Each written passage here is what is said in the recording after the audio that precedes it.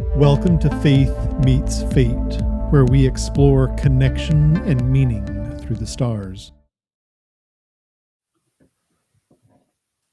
Hi, and welcome to Faith Meets Fate. My name is Bianca Celine, and I'm here with Ryan Hunt and Mindy DeGraffenreid. We've come together from we are former Mormons or Latter-day Saints, and we are here to share our experience in navigating life after religion. And what we're creating here is a space where astrology becomes our guide. So if you want to check us out, the links will be below. If you want to see what we're getting up to, Mindy, I know if you want to book a reading with Mindy, you can reach her on wonderastrology.com. And Ryan, I know you've got a course coming up, five cosmic catalysts for the 2026 year ahead. Did you want to share a little bit about that? Yeah, it's with Synchronicity University, and I'm going to be covering Mars, Jupiter, Saturn, Pluto, and Uranus as 5 key archetypes, which we can engage with over the course of 26. They all have pretty critical reasons for why they're significant, specifically in 2026. And it starts on January 7th, which is the same day that Mars, Venus, and the Sun are all sharing the same degree within, and they're within 30 arc minutes. So it's the closest they get all together. So I think on the 9th, they all share the same degree as well, but they're even closer on the 7th. So it's a powerful day. And we're going to, get started with that. And it'll go every week for 5 weeks. And between now and the end of the year, December 31st, people can choose their own tuition rate, which can be as low as $5 a class. So for the course, it would be $25 for the 5-class course. And they can, go to synchronicityuniversity.com to check out the details. Awesome. Thanks. Yeah, I really highly recommend checking these courses out. That's such a bargain, like $5 a course. I was like, yeah, get on that for sure. And so what we've been doing, and sorry, you can find me, biancaceline.com, if you want to book a reading. And you'll also see me on the monthly overviews, doing the monthly overviews with as co-host on the Nightlight channel. So now, but what we're doing here at Faith Meets Fate over the past few episodes, we've been sharing our story, our journey, our faith journey. And today we have Ryan, who has willingly offered to share his story. So Ryan, where would you like to start? I know we have something in common. We both went to BYU Hawaiʻi. That's right. And so, take it away. Yeah. Well, I kind of break my journey into 3 rough parts. And the first part is kind of like from childhood up through that BYU Hawaii experience. So I'll probably focus mostly on that today, but we could maybe go further. We'll hear more later. Yeah, we can. Yeah, we'll see we'll see how much how much information is in that first section. Mm-hmm. Well, so I come from a long family connected to Mormonism, 6th generation on both sides of my family, and Wow, one of these big polygamist families on both sides. okay. My polygamist grandfather on my mother's side, I can't remember exactly, but I think he had 60 some odd children, and same on my father's side, the polygamist on my father's side, 60 some odd children. So big polygamist families, long, multi-generation.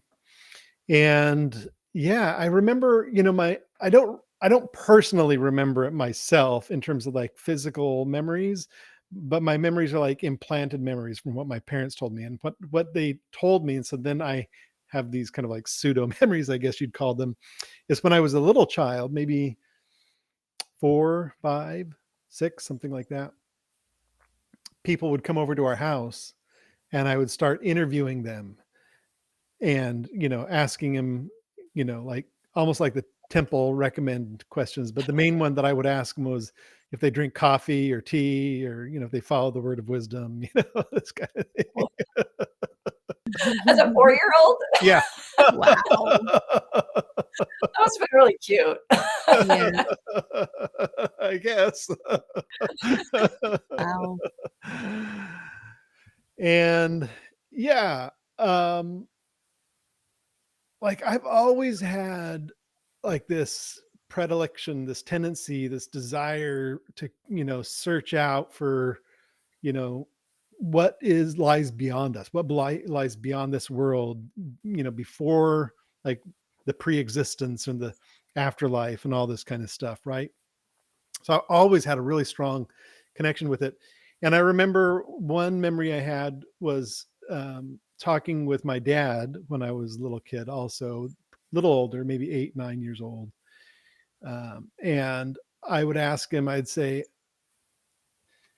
oh, well, and so for our listeners that don't necessarily know, so I'm not going to get all, I am going to try to like clue in that some of the people listening may not know. So this is a unique theological point in Mormonism that I think is, it's worth noting because it's not something that a lot of other, and I'm going to air quote this, Christian religions, because if you think about it, I'm not even sure that Mormonism is a Christian religion. Not because of, the other issues, but just this is a defining factor. And that is that, the theology is that that Father in heaven has a wife, has children. We're the children, the spirit children, we're the offspring. And that they also had celestial parents, right? And that, Yeah. right? This whole story of like, the eternal progression, right? So it's not, so God has parents, right? Right. So he And they have wasn't parents. always the What's that? God. He wasn't always Always, God, right. right? He was Wasn't the always. child of the God.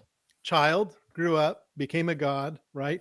He had a parent, godmother had a parent, right? Like all this stuff. So I remember, so my question was, Dad, well, who was Heavenly Father's dad? Oh, his dad. Well, who was his dad? Well, his dad. Well, who was his dad? Well, his dad. Who was his dad? Who? A little kid, right? And it wasn't until I had kids of my own that I appreciated his answer. Up until then, I always thought his answer was a cop out. Well, I'm his dying to hear. his answer was like, I just can't think about that, son. Yeah. That's beyond what I could think about. And it wasn't until I had kids of my own and their insatiable ability to just interrogate parents that I got, oh, wait a second, maybe something else was going on there. But so I just kind of like remember that as a kid. I always had this fascination with the numinous, with, where things were. And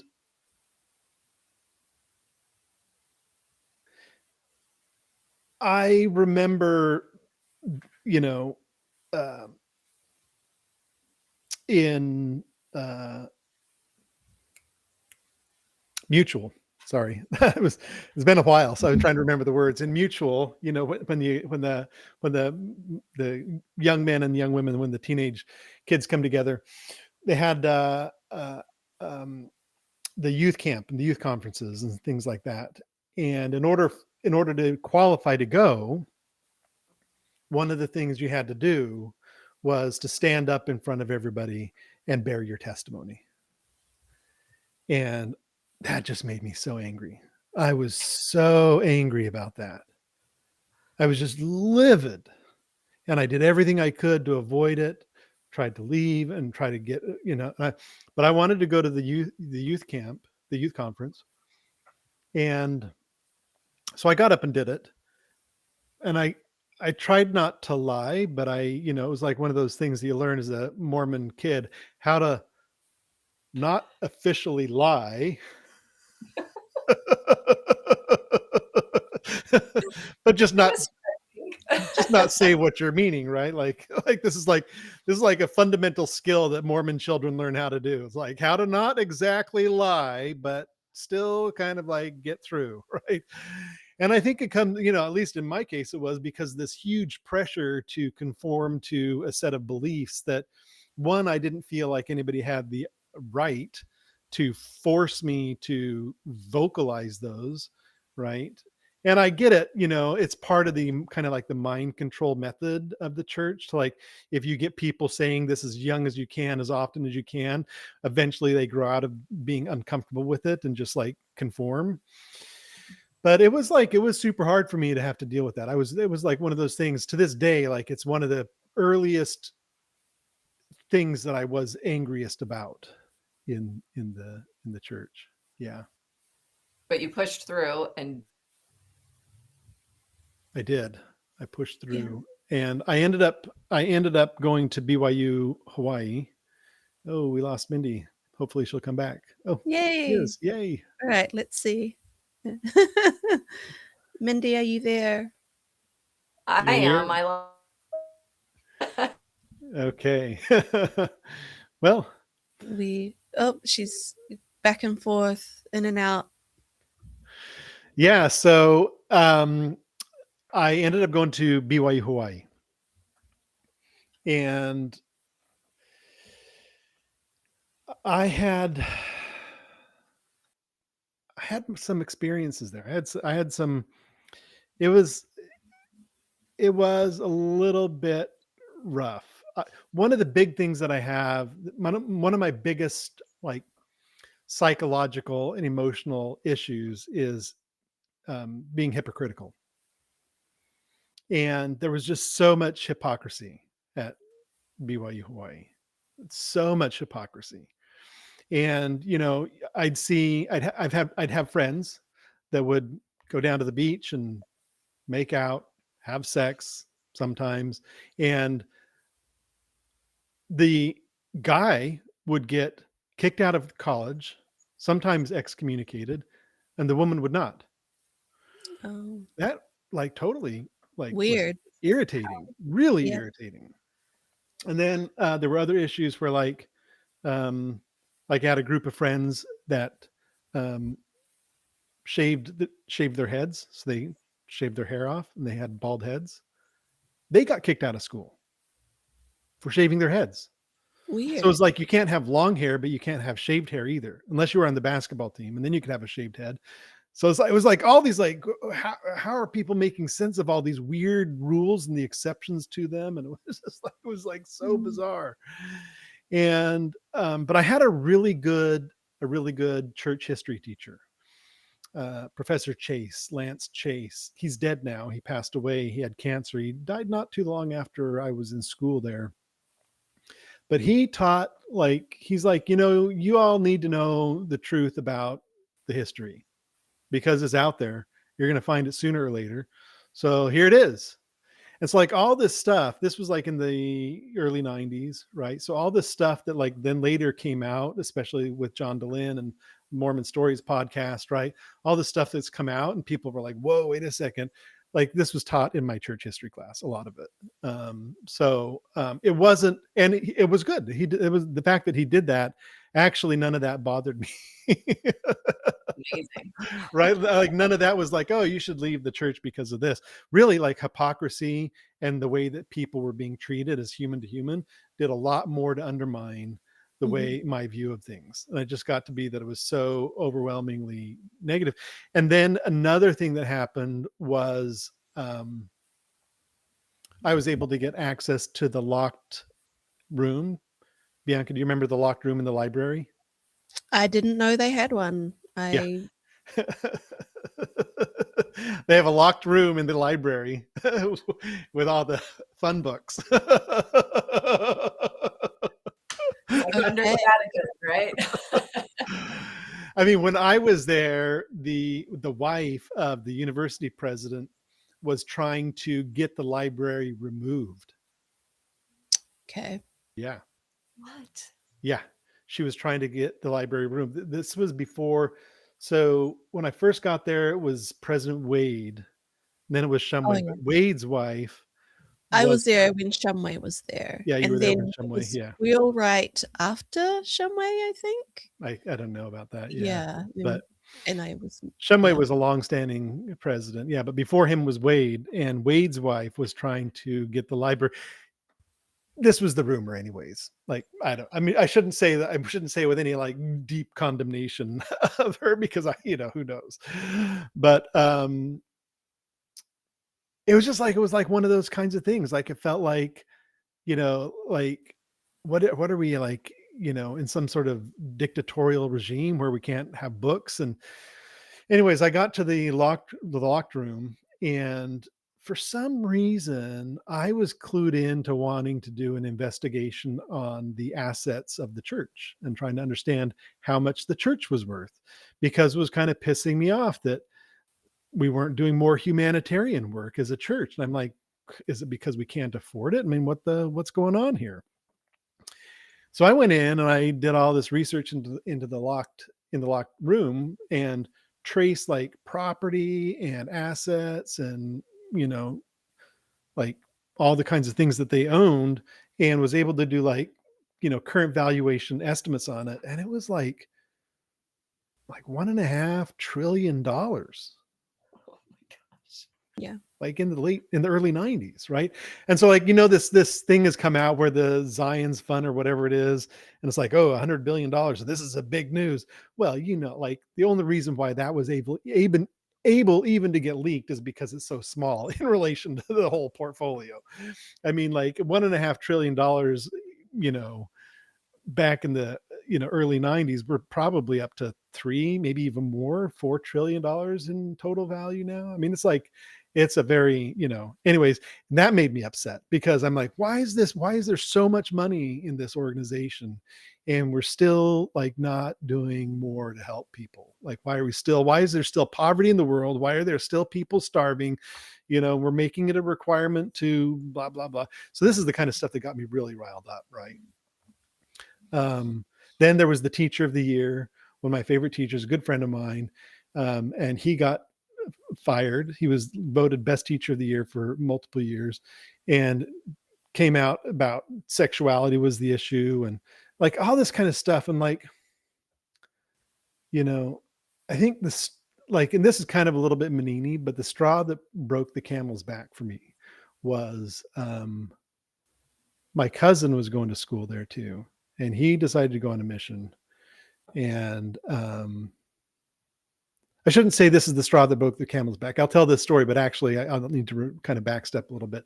So he got called to go on a mission. He came to get set apart. He went into the stake president's office, and the stake president turned him away and told him to go home and change his shoes, because he had come in a pair of shoes that the stake president didn't approve of. And so it was like this kind of thing, like what, what what is this all about? Mm. It just seemed like power controls and hypocrisy and people playing favorites with some people and not favorites with the other. And it was just like, it And totally was driving me absolutely up the wall.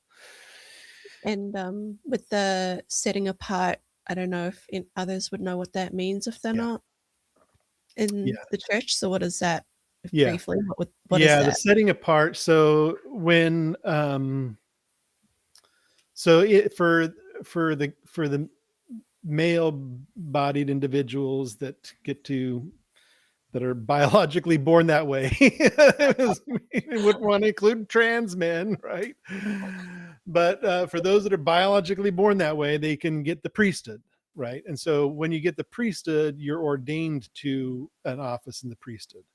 But so to go on a mission, you have to be ordained an elder. So it's like, that means that's a permanent thing, right? So you're ordained unless you get like excommunicated and stripped of your priesthood, like you're ordained to it and you have it. It's like that. But sustaining is where you're like going into a temporary role. You're doing a temporary thing. And so then they sustain you into this thing. It's like a ritual where they lay their hands on your head. The men that have the priesthood, lay their hands on your head and set you apart to go on a mission. Mhm. And after that happens, then you're kind of technically on the mission, but, you know, so you kind of have to follow all these rules. But, No touching after that. what's that? No touching girls. No touching girls. Like, once that blessing has Yeah. happened, right? Even if you're not gone Yeah. on your mission, you're officially Yeah. off limits. Don't touch girls, don't snort cocaine, don't do any of it, right? Like, just all off limits as soon as you're set apart. That's They extreme. don't need a companion, you know how you go in twos? Missionaries go in twos. They do go in twos. I don't remember how the companion thing works. I mean, it was more than 30 years ago, but Yeah. yeah. So anyways, but like I said, backing up a little bit, by this point, I'm 19 years old. Which is And the age You're of that you would age. go. that I would go. I was actually, I think by the time that setting apart happened, I might even have been 20. But I turned 19. I was coming up to turning 19. And you know, I didn't feel like going on a mission was something that you like volunteered for. Like I just didn't feel that way about it. I felt like you get called to go on a mission. And so like I would, you know, I talked with my leadership, you know, priesthood leadership, and they're like, "Oh yeah, you get called, but you have to put your application in first." And I'm like, "Well, that doesn't really work for me." Like whenever you hear of like priests that join the Catholic Church, they feel a calling. So I'm like, and they're like, "Okay, yeah, well, you should pray. If you pray, you'll get your calling. God will call you." Right. Right? Or not, they rarely use the word God. It's Heavenly Father, right? So Mormons are really adverse to using the word God. Like so much so that it was hard for me to actually say the word God when I was younger. Like, oh my God, we can't use the word God. Yeah, like, it was always like, "Oh my goodness," Oh my goodness. because you Oh can't my say goodness gosh. gracious. Oh my heck. Yeah. It was a swear word. Like in my world, right? We would say, "Oh my gosh," which sounds exactly the same. Yeah, But if you said God, it was a swear word, it Yeah, was. pretty bad. Right. which is bizarre. Right. It's like, like, I would never say that. So Heavenly Father was going to bestow a calling or a blessing on you. That's what I was expecting. Right. So what did I Gotta do? go. I like got down on my knees and prayed. No calling. I'm like, no, I'm not praying hard enough. Yeah. So I prayed really hard, really intensely. It's like closing. Pop a Still vein. not going. So I'm like, okay, well, I'm going to fast, because if you fast and you pray, guaranteed answers. Right. Yep. So I This fasted one and prayed. requires fasting. Yeah. Yeah, required it. No answer. I'm like, I'm going to up my fast to 2 days. Still no answer. Upped it again. Well, I don't need to go through the whole shtick of it all, but you know, long story short, like I really like pursued trying to get an answer to go on a mission. And the only thing that I could conclude from the answers that I was getting is that the answer was no. That's not your path. And so that's the voice that I followed. Would you say that was your voice then at that point because you were feeling like there was the emptiness rather than a yes? Or did you attribute the no to Heavenly Father? Absolutely. Okay. Like, yes, there's yes and no, right? Yes is the, what do they call it? The still small voice, the warm fuzzy. What do they? There's a feeling that Burning goes, in the the bosom. burning in the bosom, right? Yes is the burning in the bosom, right? No burning in the bosom, so the answer must be no. It's not like you're going to get a burning in the bosom for yes and you're going to get a burning in the bosom for no. Then it wouldn't make sense. You couldn't differentiate yes and no. You'd have to know which one was which. So the only thing you know is if it's yes, which is burning in the bosom, and I wasn't getting burning in the bosom. My bosom was unburnt. You know, it was like not happening. So, You were still following God by honoring the no. yeah, absolutely. Good job. Yeah. Absolutely. However, and I was totally satisfied with that. Like personally, from a personal standpoint, I thought that was a fine answer. But as you might well expect, in Mormon culture, that's not really an acceptable answer for a 19-year-old boy. Right. It's Yeah. really not acceptable. It's not acceptable from adults around you. It's not an acceptable answer for, you know, your priesthood leaders as a man. Like, it's So your not an dating acceptable pool answer. will close, right? It's not Who wants acceptable by anybody that I wanted to date. Like, dates dried up. No dates.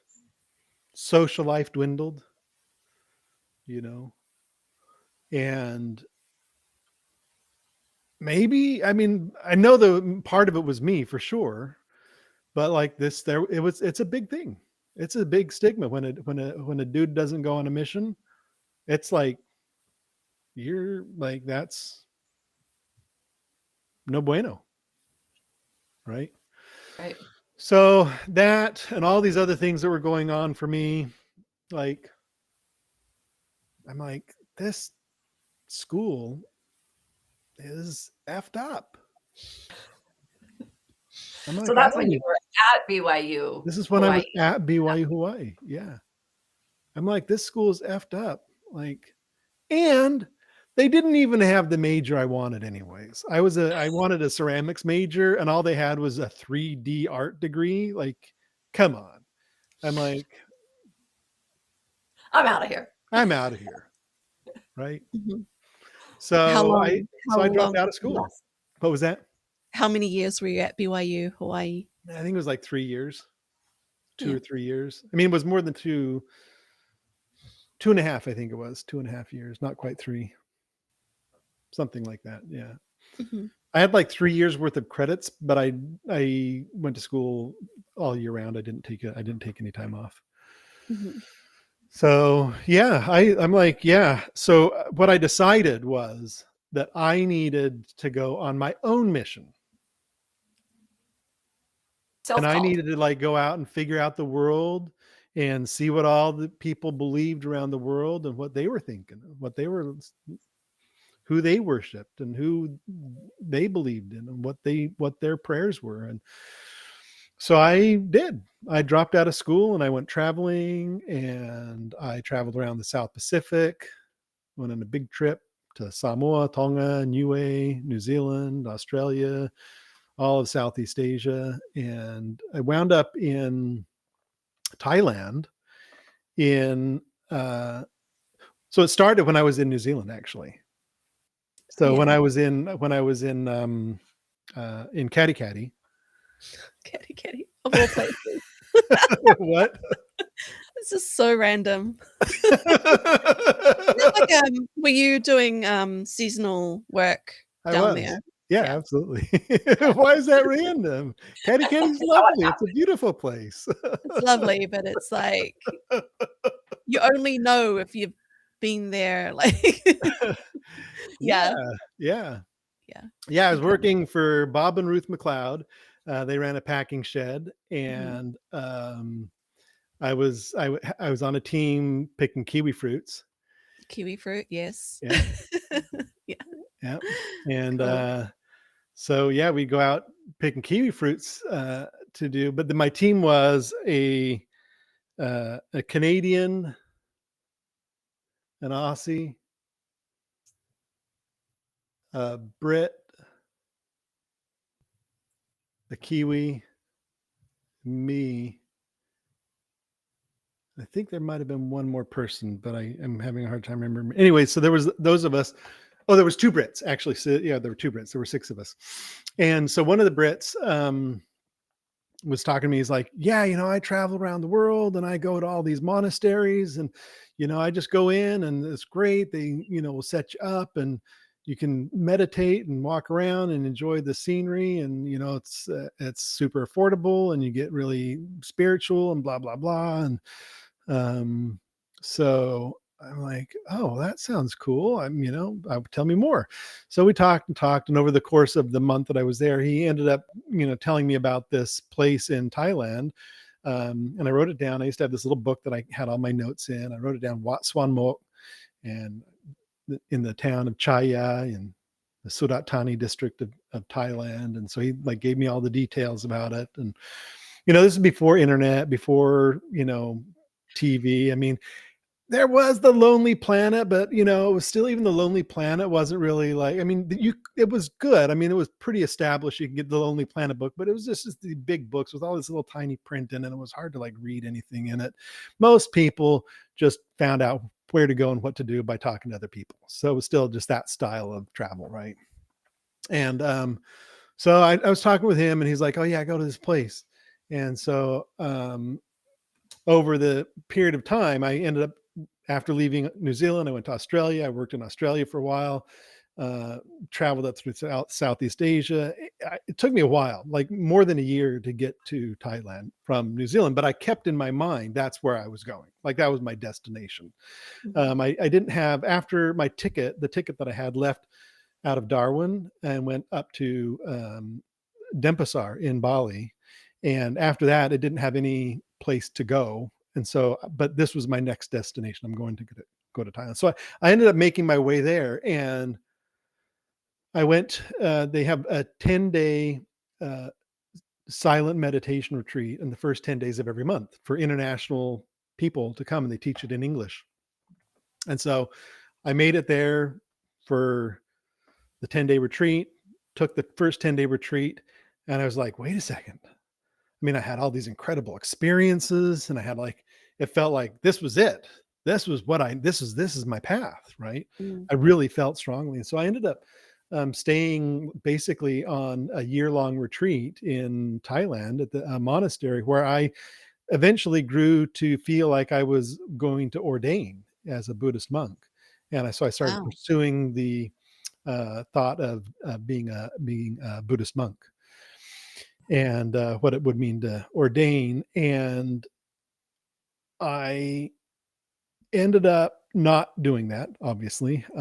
Here I am. And part of it, a big part of it was, I was so young, right? And I was hot and horny, and I, like in my mind, I was still Mormon programming. You need to have a celestial family and get married and have all these kids. And like, it was still, the programming hadn't left yet. I still had all this stuff going on. Like, oh my God, you still got to do this. How can you be a Buddhist monk and have eternal offspring? Like, how's this going to work? Right. And so then later, I was really conflicted about it. Like, I'm trying, like, how's this going to work? Like, it'll probably work out all okay in the end, but so it's like this.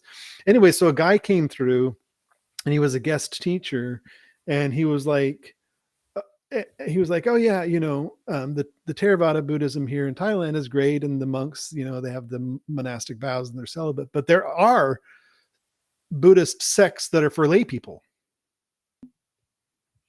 And lay people can have sex. Sex. Okay. Yes, it's a sect. There are sects that allow you to have sex, right? And I was like, really?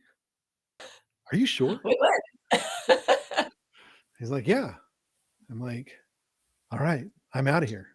So it wasn't exactly like that, but it's kind of humorous to say it, but it was kind of like that. It was kind of about that quick of a decision. Within a week or two, I decided to leave the monastery. I ended up going up to Chiang Mai to practice Thai massage and got certified in Thai massage. And then ended up coming back to the US, and went back to school, but to University of Hawaii. So I didn't go back to BYU. I went to University of Hawaii. Oh, you went to UH. I went to UH. Yeah. Cool. Yeah. How long was that stint in Thailand? Like, how many years? I'm imagining it was a couple of years. Thailand was about a year. Almost a year exactly that I was at the monastery. I had to leave to renew my visa. And so there was like some breaks. It wasn't like fully continuous time.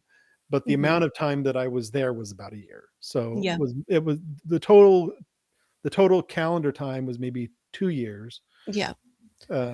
But the time that I was in Thailand was maybe a year. I also spent about a year of that time in Indonesia, Mhm. and then other time traveling around. So So, you're pretty much still in your early 20s, like, if you were about yeah, 20 at BYU, Hawaii, and then yes, you went traveling, yeah, and that was a couple years, you're still, like, well under the age of, like, what, 25-ish, yeah, like, just getting yeah, the yeah, age yeah. range. Let's Yeah, see, I so came back to UH in 98 or 99, something like mhm, that. So that would mhm, have been 24, 25. That's when I came back to yeah, UH. Yeah.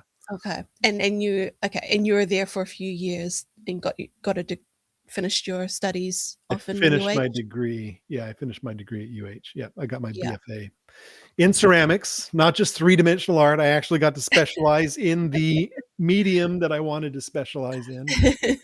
Well, So, it sounds like, sounds like we've still got a lot more to get to know about you, but if there's one thing that I know, right now is that we are benefiting from your graphics design knowledge right now, just with this faith meets fate, yeah. you're great in trying to get all the technology stuff set up, so Yeah, one thing I was gonna add from an Mhm, astrological perspective mhm. is, because Mindy mentioned it, in her segment, um, was the ninth year perfection year that takes place when you're 19, and this is not an Yes. accident.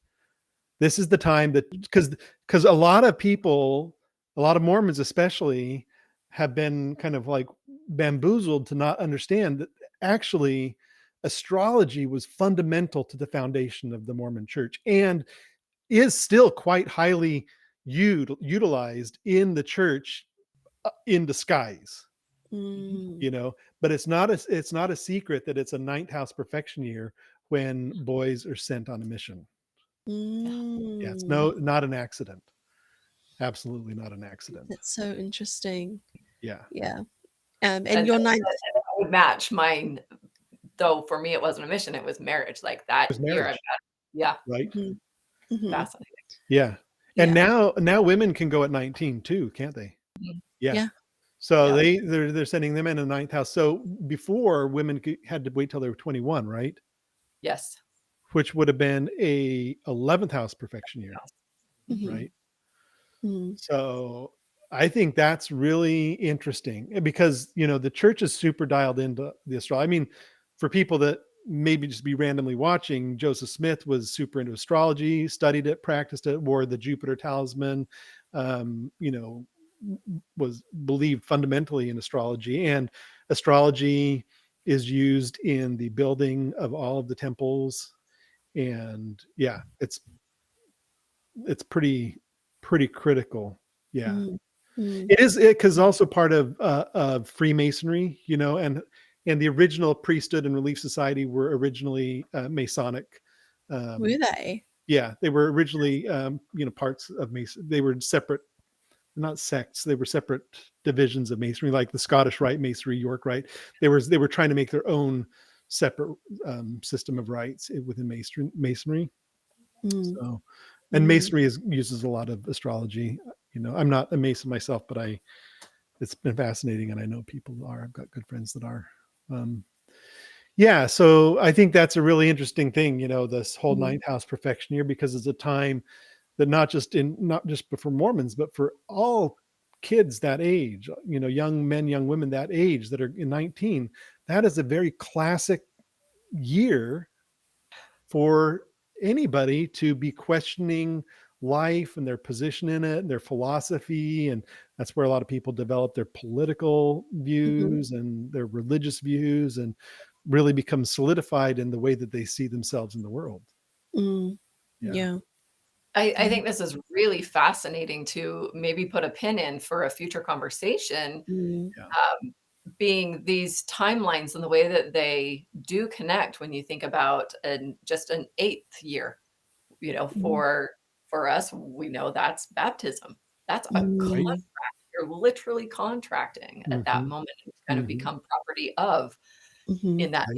Right. house perfection year, and so then following that around, there's Yeah. multiples of those that line up, 12 years Yeah. old, Yeah. Yeah, and would 12 years old be first house perfection year? First house Yeah. perfection. No, 12 years old. Yeah, 12 years old because it's your 13th year. First Yeah, first house perfection year. Yeah, and that's when you get the Yeah. priesthood and women, girls move into young women. young women's transition. Yeah. Interesting. Yeah. I'd love to unpack that in a later episode. It's like, and it's getting my thought, like I'm getting these thoughts too, like it's only bearing on me now as we're talking about this. I never thought to track the perfections with these milestones in the church. Oh yeah. Yeah. Yeah. Powerful. Yeah. Very powerful. Yeah. Well, thank you so much, Ryan, for Yeah. sharing with us your story. And I feel like there's so much more to it. We haven't even, it's a lot more to this. We're gonna have to for sure do a part 2 because I have a lot more questions. And Well, there's gonna be part 2 for all of us for sure. Yeah, 'Cause I've got questions for both of you also. yeah. So we'll finish up. We'll close up here, and if you have any questions to the listeners out there, reach out to us. Links in down below, and we'll see you next time. And do anyone want to share anything? Any last words as well? Any comments?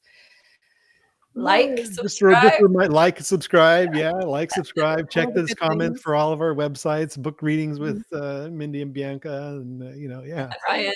Yeah, I mean, go to my class, yeah. So Yeah, and Yes. comments, if there's any comments that you feel to add, I think that would be really exciting for us to be able to, yeah, integrate Engage. different thoughts and engage. absolutely. So thank For you. sure. All Yeah. right. Okay. All right. Thank you. Bye. Bye-bye.